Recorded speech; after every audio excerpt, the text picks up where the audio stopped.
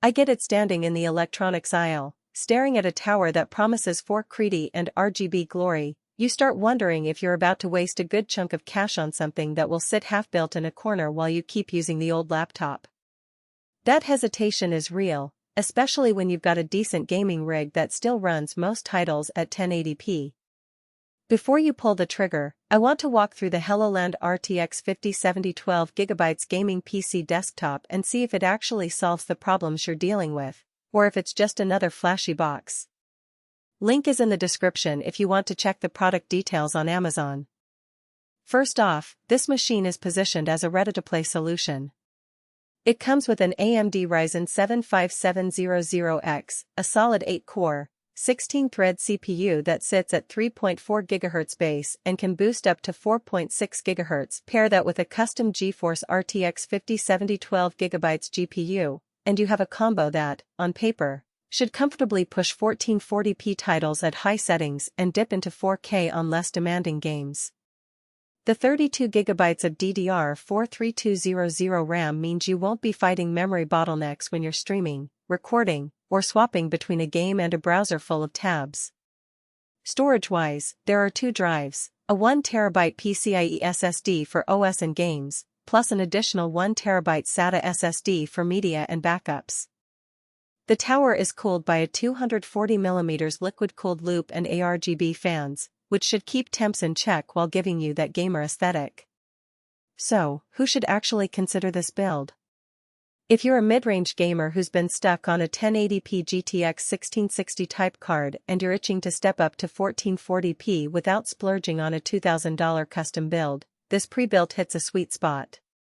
The RTX 5070 sits between the RTX 3060 and RTX 3070 in performance, meaning you'll see noticeable frame rate gains in titles like Cyberpunk 2077 or Elden Ring at 1440p, and you can even push a stable 60 frames per second in many games at 4K if you're willing to tweak settings a bit.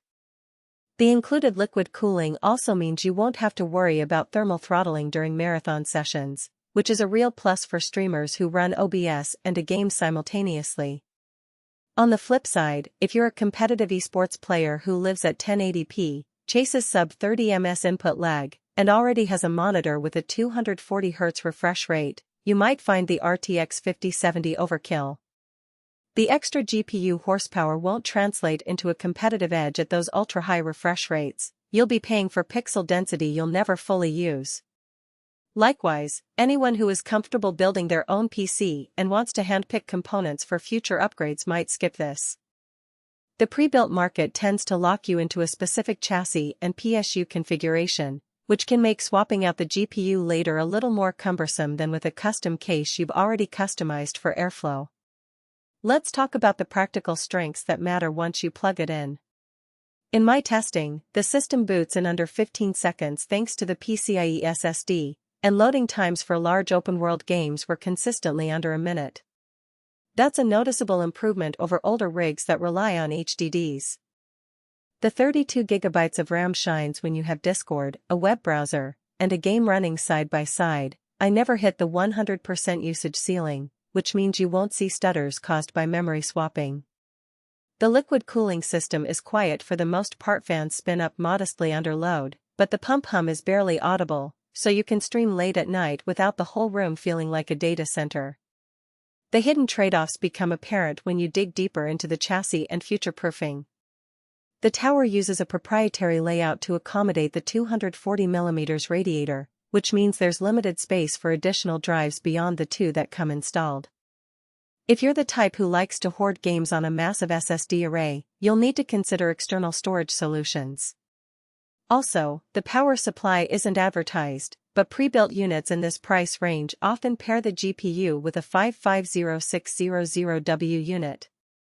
That's fine for the current configuration, but if you ever want to upgrade to an RTX 4070 or a higher-tier card, you may need to replace the PSU, which can be a hassle if you're not comfortable opening the case. Another practical point is the Windows 11 installation. The system ships with a fresh copy, pre-activated, which saves you the time and headache of dealing with licenses. However, because it's a brand new install, you'll need to spend a few minutes tweaking driver settings, especially if you want to enable DLSS or ray tracing features in games. The RTX 5070 driver stack is solid, but you'll get the best experience by grabbing the latest NVIDIA Studio drivers from their website rather than relying on the generic ones that come pre-installed. Now, what does value look like beyond the headline specs?